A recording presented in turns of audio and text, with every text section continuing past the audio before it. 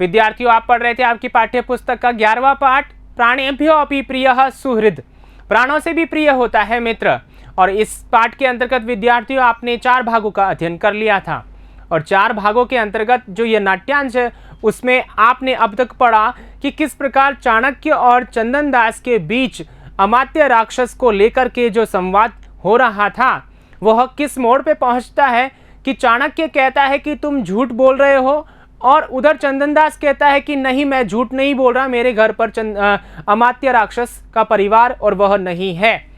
लेकिन वह जब चाणक्य कहता है कि पूर्व राजपुरुष अपने परिवार को उस समय जो है नगरवासियों के यहाँ पर उनके घरों में रख करके दूसरे देश चले गए, तो ऐसी स्थिति में उसका परिवार भी तुम्हारे पास है। तो फिर चंदन दास कहता है कि हाँ, ये बात सही है, उस समय था लेकिन अभी नहीं है। तो चाणक्य कहता है कि ये बात कैसे कही तुमने कि पहले था और अब नहीं है, अब कहाँ गया बताओ। तो वह कहता है नहीं, मुझे नहीं मालूम कहाँ है। तो वह कहता है कि तुम्हारे सिर पर मृत्यु का भय मंडरा रहा है, अतः तुम बता दो, नहीं तो उसका उपाय बहुत दूर है, अर्थात तुम्हें मृत्युदंड हो सकता है। तो वह कहता है कोई बात नहीं, हो जाए, लेकिन मैं नहीं बताने वाला। तो यहाँ तक आपने अध्ययन किया और इसी क्रम में हम पढ़ने वाले हैं भाग संख्या 5 में चंदन दासस्य निश्चयः, यानी चंदन दास का निश्चय। चंदन दास क्या निश्चय करता है? क्या वह बताने का निश्चय करता है, क्या वह नहीं बताने का निश्चय करता है, या फिर कोई तीसरा ही निश्चय वह करता है? वह जानेंगे हम इस भाग में, इस पाठ्य वस्तु में। तो आइए शुरुआत करते हैं और पिछले भाग के प्रश्नों के उत्तर भी लेकर के साथ में चलते हैं। आइए, पहला प्रश्न था आपका के पौराणाम इच्छताम अपि गृहेषु गृहजनम निक्षिप्य देशांतरम व्रजन्ति, पूर्ण वाक्येन, यानी कि कौन पौराणाम इच्छताम अपि, नगरवासियों के चाहने पर भी गृहेषु, घरों में, गृहजनम, परिवार को निक्षिप्य यानी रख करके दूसरे देश को जाते हैं। पूरे वाक्य में उत्तर लिखना था। तो कौन ऐसा करते हैं? भीताः पूर्व राजपुरुषाः, यानी डरे हुए पूर्व राजपुरुष ऐसा करते हैं। ठीक है, तो उत्तर क्या होगा? भीताः पूर्व राजपुरुषाः पौराणाम इच्छताम अपि गृहेषु गृहजनम निक्षिप्य देशांतरम व्रजन्ति। ठीक है, दूसरा है प्रश्न चाणक्य चंदन दासम कस्य भयम दर्शयति, चाणक्य चंदन दास को किसका भय दिखाता है? पूर्ण वाक्य, पूरे वाक्य में उत्तर लिखना था। तो चाणक्य चंदन दासम राजदंडस्य भयम दर्शयति, राजदंड का भय दिखाता है। ठीक है, अगला देखिए केशाम प्रच्छादनम दोषम उत्पादयति, किनका प्रच्छादन दोष को उत्पादित करता है? एक पदेन, एक पद में लिखना था। तो गृहजनानाम, परिवार को छिपा लेना। ठीक है, परिवार के लोगों को या परिवार को, तो गृहजनानाम ये हो गया उत्तर। आइए आगे चलते हैं इसी क्रम में। अगला है चौथा वचने इति पदस्य विशेषण पदम नाट्यांशात् चित्वा लिखता, यहाँ पर वचने यह जो पद है इसका विशेषण आपको नाट्यांश से चुन करके लिखना था और आपने लिखा है विरुद्धे। ठीक है, आ गई बात समझ में? आइए इसी क्रम में पांचवा है न जानामि इत्यत्र जानामि इति क्रियापदस्य कर्तृपदम लिखत, इस क्रियापद का कर्ता पद आपको लिखना था। तो मैंने आपको बताया था नहीं जानता हूं, ऐसा किसने कहा? ऐसा कहा चंदन दास ने, और जो कि ये क्या है? उत्तम पुरुष। ठीक है, और एक वचन की क्रिया है, इस हिसाब से करता हुआ अहम, और यहाँ पर अहम किसके लिए आया है? ऐसा किसने कहा? चंदन दास ने। तो यहाँ पर इस प्रकार आपका उत्तर होगा। अगला देखिए अति दूरम तत् प्रतिकारः इत्यत्र तत् इति सर्वनाम पदस्य स्थाने संज्ञा पदम लिखता, संज्ञा पद लिखना था आपको। तो यहाँ तत् जो है उसका प्रतिकार यानी उपाय बहुत दूर है, तो किसका? भय का। तो भयम, यहाँ पर देखिए ये प्रथमा, ठीक है, प्रथमा का एक वचन है। क्या है? प्रथमा का एक वचन है, और इस हिसाब से यहाँ प्रथमा एक वचन ही आएगा संज्ञा पद में। जो जैसे जिस पुरुष वचन और विभक्ति में पद होगा वैसा ही उत्तर होगा। आगे बात समझ में? आइए आगे चलते हैं इसी क्रम में। आपकी पाठ्य वस्तु, ठीक है, यानी कि यह जो पाठ्य वस्तु है वह आपके पाठ का अंतिम अंश है। यानी कि आपके पाठ में मुद्रा राक्षस नामक नाटक का प्रथम अंक जो है उससे कुछ अंश मात्र यहाँ पर रखा गया था, प्राणेभ्यो अपि प्रियः सुहृद, इस पाठ के रूप में। और इस पाठ का भी जो अंतिम अंश है वो यहाँ पर इस भाग के रूप में, ठीक है, चंदन दासस्य निश्चय, इस भाग के रूप में यहाँ पर रखा गया है। तो चंदन दास का क्या निश्चय होता है चाणक्य के सामने और क्या उत्तर वह देता है? चूंकि यहाँ इस जो है नाट्यांश है, इससे पहले चाणक्य कहता है चंदन दास को, सोच लो, बता दो सच सच, नहीं तो तुम्हारे सिर पर राजदंड का जो भय है वो मुझे साफ नजर आ रहा है और उसका जो प्रतिकार है, उसका बचाव है, वह भी बहुत दूर है। तो ऐसी स्थिति में चंदन दास देखता है कि क्या किया जाए, तो वह बोलता है, कहता है, क्या बोलता है देखिए आगे। चंदन दास, आर्य किम मे भयम दर्शयसि, संतमपि गेहे अमात्य राक्षसस्य गृहजनम न समर्पयामि, किम पुनरसंतम। अब देखिए यहां पर चंदन दास क्या कहता है, आर्य, हे आर्य, किम क्या, मैं, मुझे, भयम, भय, दर्शयसि, दिखा रहे हो, मुझे क्या भय दिखा रहे हो, ठीक है, संतम अपि, होते हुए भी, रहते हुए भी, ठीक है, होते हुए या रहते हुए भी, गेहे, घर में, अमात्य राक्षसस्य गृहजनम, अमात्य राक्षस का जो परिवार है घर में रहते हुए भी, नहीं, समर्पयामि, समर्पित करता हूं या समर्पित कर सकूंगा, ठीक है ना, यानी कि मैं नहीं लौटाने वाला होते हुए भी, और किम क्या, पुनरसंतम, और नहीं होने पर तो बात ही क्या। मतलब यहां पर देखिए चंदन दास जो है जितना बहादुर है, जितना वाचाल है, ठीक है ना, क्योंकि वह व्यापारी है तो वह गुण उसमें है, और इसी तरीके से वह बात करता है। पहले कहता है कि नहीं, नॉर्मल बात करता है चाणक्य से कि नहीं, मेरे घर में नहीं है ऐसा कोई भी, ठीक है, और उसके बाद में फिर जब वह चाणक्य मतलब चरणबद्ध तरीके से उससे पूछता है, धीरे धीरे उससे उगलवाता है, तो उस क्रम में वह कहता है कि उस समय था अब नहीं है, तो फिर वहां पर डर दिखाता है राजदंड का। तो यहां पर देखिए अपनी मित्रता के प्रति वह अपने मित्र के प्रति निष्ठा दिखाते हुए कहता है कि क्या मुझे डर दिखा रहे हो राजदंड का, ठीक है ना, यानी मृत्यु का भय मुझे क्या दिखा रहे हो, यदि होते हुए भी, मतलब मेरे घर में अगर होंगे, ठीक है, मान लीजिए है, तो अभी मैं तुम्हें नहीं लौटाने वाला, और जब है ही नहीं तो फिर लौटाने की बात कहां से। ऐसा किसने कहा? चंदन दास ने ऐसा कहा। किसको कहा? ऐसा कहा चाणक्य को। तो अब यहां पर देखिए हम क्या समझने वाले हैं, तो देखिए मैं जो है वह क्या है, यहां पर चंदन दास है, चंदन दासस्य, चूंकि यहां षष्ठी है, ठीक है, और ये जो है ये संज्ञा पद है आपका, और यहां अगर चतुर्थी में पूछा जाए किसके लिए आया है, तो चंदन दासाय, ठीक है। एक बात तो ये दर्शयसि, ये जो क्रिया है वह किसके लिए आई है? ये आई है चाणक्य के लिए। तो यहां दर्शयसि, इसका कर्ता तो है त्वम, और कोष्टक में आप लिखेंगे चाणक्य, यानी कि तुम मुझे क्या भय दिखा रहे हो। अब यहां पर देखिए अब तक तो वह उसे रेस्पेक्ट दे रहा था, सम्मान दे रहा था, ठीक है ना, लेकिन अब यहां तुम, ठीक है, क्या डर मुझे दिखा रहे हो, इस प्रकार बात करता है। मतलब वह क्या है, अब अपने असली रूप में आ जाता है, ठीक है, तो उसका अपना व्यवहार सामने प्रकट हो जाता है। फिर क्या कहता है? संतम अपि, तो यहां देखिए संतम और अपि यानी होते हुए भी या रहते हुए भी, वसंतम यानी रहते हुए भी, ठीक है, संतम या वसंतम एक ही बात है, वसंतम या रहते हुए को, ठीक है ना, यह क्षत्रिय प्रत्यय है, ठीक है।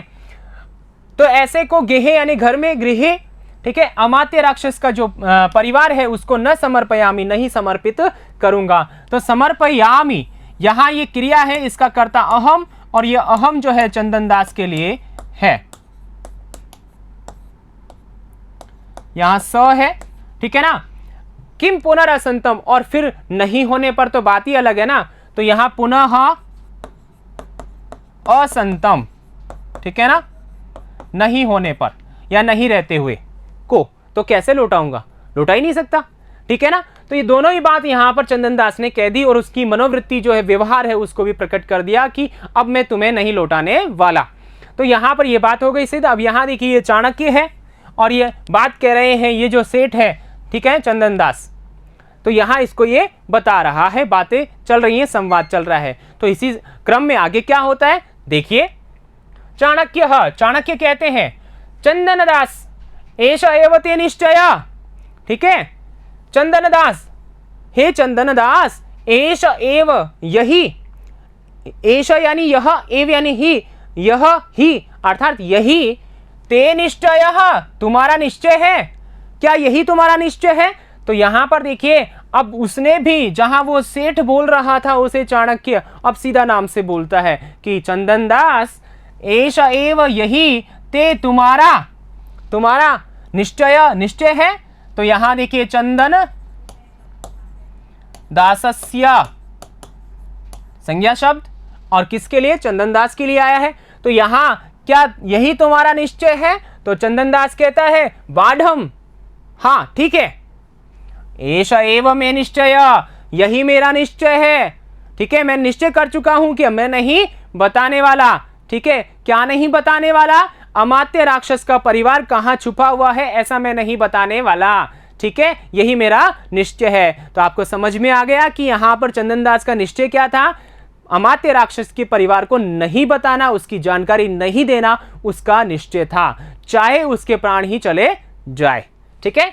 तो यहां पर मैं किसके लिए आया? ये मैं भी इसी के लिए आया है। यहां ते में युष्मत शब्द है षष्ठी एक वचन, में यहां अश्मत शब्द है षष्ठी एक वचन, ठीक है। आइए आगे चलते हैं। चाणक्य अब देखिए जब वह निश्चय कर लेता है चंदन दास तो मन ही मन क्या सोचता है, क्या विचारता है। तो देखिए स्वगतम यानी मन में, मैंने आपको बताया था कि आत्मगतम स्वगतम पर्याय शब्द है, मन में वह विचार कर रहा है, नाट्यांश है, इस वजह से इस प्रकार।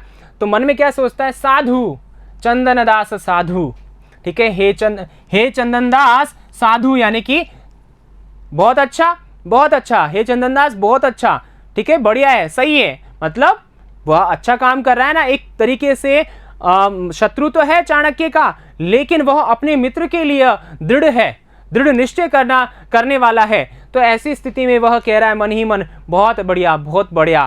क्या उसकी देखिए प्रशंसा में क्या बात कह रहा है। यहां चाणक्य जो है कहता है कि साधु, चंदन दास साधु, अर्थात इसका मतलब ये हुआ कि वह प्रशंसा कर रहा है, किसकी? चंदन दास की प्रशंसा कर रहा है। और प्रशंसा किस रूप में कर रहा है? श्लोक के रूप में कह रहा है और मन ही मन कर रहा है, उसको नहीं बता रहा, चंदन दास को, ठीक है। तो किस प्रकार प्रशंसा कर रहा है वही हम जानेंगे श्लोक के रूप में। तो आइए सबसे पहले उच्चारण करते हैं। सुलभेष्वर्थ लाभेषु पर संवेदने जने क इदम दुष्करम कुर्यात् इदानीं शिविना विना। अर्थात यहां पर देखिए, यहां प्रसंग आ रहा है राजा शिवी का। आपने सुना होगा कबूतर और राजा शिवी की कहानी को, ठीक है। जो राजा शिवी होता है वह कबूतर जो कि उसके शरण में आया है अपनी जान बचाने के लिए, तो उसकी रक्षा करता है, ठीक है। बदले में जो उसे पकड़ने आ रहा था कोई देव विशेष था जिसने छद्म रूप धारण किया हुआ था, शिकारी का रूप धारण किया हुआ था, तो वह उसे मारने के लिए, पकड़ने के लिए आता है। लेकिन वह कबूतर जैसे ही शिवी के राज्य में पहुंचता है, शिवी के पास में, तो शिवी कहता है नहीं, मैं तुम्हें ये कबूतर नहीं दे सकता, बदले में कुछ भी ले लो, ठीक है। तो वह कहता है कि कोई बात नहीं, इस कबूतर जितना जो है मांस तुम दे दो। तो वह अपने शरीर के अंगों को काट करके तराजू में रखता है, तोलता है और अंत में खुद ही बैठ जाता है, लेकिन कबूतर के बराबर का वह नहीं हो पाता, तुल नहीं पाता। तो वहां पर देखिए क्या शिक्षा मिल रही थी कि शिवी ने आए हुए शरणागत उस कबूतर की रक्षा के लिए खुद को भी क्या कर दिया? बलिदान कर दिया। खुद की मृत्यु की भी चिंता उसने नहीं की। तो ऐसी ही स्थिति यहाँ बन रही है क्या कि चंदन दास जो है वह अपने मित्र अमात्य राक्षस और उसके परिवार को चाणक्य के यहाँ सुपुर्द नहीं कर रहा है, और चाणक्य जो है वो चाहता है कि या तो तू अपने प्राण दे या फिर बता दे कि चंदन दास का परिवार कहाँ है। तो लेकिन चंदन दास मना कर देता है, कोई दिक्कत नहीं है, आप मेरे प्राण ले लो, लेकिन मैं नहीं बताने वाला। तो ऐसी स्थिति में वही यहाँ पर प्रशंसा कर रहे हैं क्या कि सुलभेषु अर्थ लाभेषु, अर्थात सुलभेषु, सुलभेषु अर्थात सुलभेषु, सुलभेषु यानी कि आसानी से जो प्राप्त हो जाए, बिल्कुल आसानी से, ठीक है। अर्थ लाभेषु, अर्थ लाभेषु यानी कि आसानी से अर्थ का लाभ हो जाए, पैसे का लाभ हो जाए। कोई आपको अत्यधिक लालच दे, आसानी से आपको पैसे मतलब कमाने का या लालच आपको देता है, और ऐसे लालच आ जाने पर, आसानी से धन प्राप्त हो जाने पर भी पर संवेदने जने यानी आपके शरणागत में आया हुआ जो व्यक्ति है उसको दूसरे के यहाँ लौटा देने पर, समर्पण कर देने पर, अर्थात आपके लिए आपका नाम सुनकर के आपके पास कोई आया है सुरक्षा के लिए, और यदि आप उनको दूसरे के यहाँ लौटा दो क्योंकि आपको क्या मिल रहा है, लालच, तो ऐसी स्थिति में आ जाने पर भी, ठीक है, कहा कौन, इदम यह, दुष्कर्म कठिन, कुर्यात करे, ठीक है ना, ऐसा कौन कठिन कार्य करे, अर्थात कौन कर सकता है, इदानीम अभी, वर्तमान में, शिविना बिना, राजा शिवी के बिना, राजा शिवी के बिना ऐसा कठिन कार्य कौन कर सकता है, क्योंकि राजा शिवी ने सत्य युग में ऐसा किया, और आप जो हैं अर्थात चंदन दास, तुम इस कलयुग में ही ऐसा कर रहे हो, इस जैसा बर्ताव कर रहे हो, मतलब कार्य कर रहे हो, ऐसा कठिन कार्य। क्या कार्य? कि तुम चंदन दास के परिवार को नहीं लौटा रहे हो। आगे बात समझ में? तो यहां पर इस श्लोक को देखिए, अन्वय के रूप में क्या कहा है, पर संवेदने जने अर्थ लाभेषु सुलभेषु इदानीम शिविना विना इदम दुष्कर्म कर्म कह कुर्यात। अर्थात पर संवेदने जने मतलब व्यक्ति को दूसरे के हाथों समर्पित कर देने पर, ठीक है, करने के लिए, अर्थ लाभेषु सुलभेषु यानी कि अच्छे से जो लाभ आपको मिल रहा है, आसानी से जो पैसे से संबंधित आपको लाभ मिल रहा है, कई प्रकार के लालच आपको दिए जा रहे हैं, ऐसी स्थिति आ जाने पर भी, इदानीम अभी, शिविना बिना, शिवी के बिना, राजा शिवी के बिना वर्तमान समय में, इदम यानी कि यह दुष्कर्म कठिन कर्म कार्य कह कुर्यात यानी कौन करे या कौन कर सकता है, अर्थात कोई नहीं कर सकता तुम्हारे अलावा। किसके अलावा? चंदन दास के अलावा। यहां पर देखिए एक बात आपको ध्यान रखनी है, शिविना बिना, यहां विना जो है, ये विना क्या है, अव्यय है जिसका अर्थ होता है के बिना, ठीक है, और इसके योग में तीन विभक्तियां होती हैं, द्वितीय विभक्ति, तृतीय विभक्ति और पंचमी विभक्ति। तो यहां पर तृतीय विभक्ति है शिविना में, ठीक है, समझ में आ गई बात? तो आइए इसी के साथ आगे बढ़ते हैं। यहां पर भावार्थ क्या है इस श्लोक का और क्या चाणक्य यहां पर कहना चाहते हैं, तो देखिए, अत्र कवि विशाखदत्तः चंदनदासस्य गुणान् वर्णयति तस्य प्रशंसां च करोति यत् सरलतया प्राप्तेषु अर्थलाभेषु परस्य जीवनस्य रक्षा सदृशं कठिनं कार्यं महाराजं शिवीं विना कः कर्तुं शक्नोति, अर्थात कोऽपि न शक्नोति। पुनश्च महाराजः शिविः तु सत्ययुगे परस्य जीवनस्य कपोतस्य रक्षां कृतवान्, परन्तु हे चंदनदास, भवान् खलु तादृशम् एव कार्यम् अमात्य राक्षसस्य परिवारस्य रक्षाम् अस्मिन् कलियुगे करोति, अतः भवान् ततः अपि प्रशंसनीयः सुचरितत्वम् इति भावः। अर्थात इसका अर्थ देखिए, यहां पर कवि विशाखदत्त ने चंदनदास के गुणों को वर्णित किया है, चंदनदास के गुणों को बताया है, तस्य प्रशंसां च, और उसकी प्रशंसा को करते हैं। क्या करते हैं? कि सरलतया प्राप्तेषु, आसानी से प्राप्त होने पर, अर्थ लाभेषु यानी कि पैसे का आसानी से मतलब मिल जाने पर, परस्य दूसरे के जीवन को रक्षा, दूसरे का जो जीवन होता है उसकी रक्षा सदृशम, रक्षा करने जैसा कठिनम कार्य, कठिन कार्य महाराज शिवी के बिना कौन कर सकता है, कौन करने में सक्षम है, अर्थात कोई भी नहीं। लेकिन पुनः फिर महाराज शिवी ने तो सत्ययुग में परस्य, सत्ययुग में दूसरे के जीवन की अर्थात कबूतर की रक्षा की।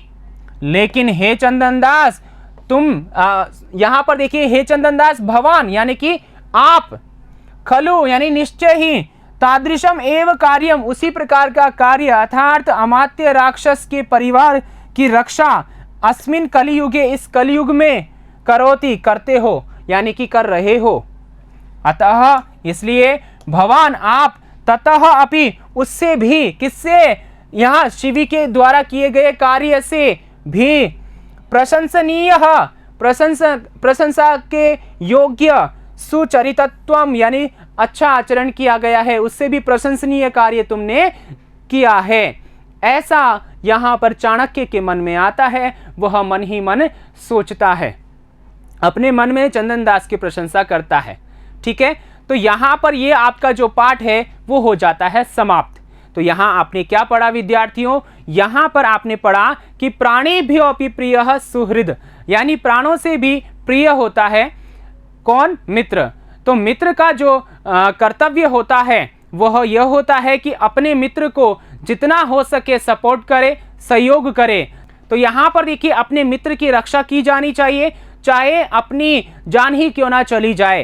तो ऐसी स्थिति में चंदनदास ने अपने मित्र की रक्षा के लिए, उसके परिवार की रक्षा के लिए जो है अपनी जान की परवाह किए बगैर, क्या है, पता नहीं बताया उनका कि वो कहाँ पर हैं। और चाणक्य जो है उसे कहता है, अनेक लालच देता है कि देखो तुम्हें बहुत सारा धन मिलेगा या फिर तुम्हारे ऊपर मृत्यु का भय है, लेकिन वह कहता है नहीं, चाहे मृत्यु का भय किसे दिखा रहे हो, मेरे घर में अगर होंगे तो मैं नहीं देने वाला, और नहीं है तो अलग ही बात है। तो ऐसी स्थिति में वह मना कर देता है। और अंत में चाणक्य जो है मन ही मन उसकी प्रशंसा में ये कहता है कि सत्य युग में जहाँ शिवी ने कबूतर की रक्षा की थी, उसी प्रकार तुम आज अमात्य राक्षस के परिवार को बचाकर ऐसा कर रहे हो, ऐसा कठिन कार्य कर रहे हो।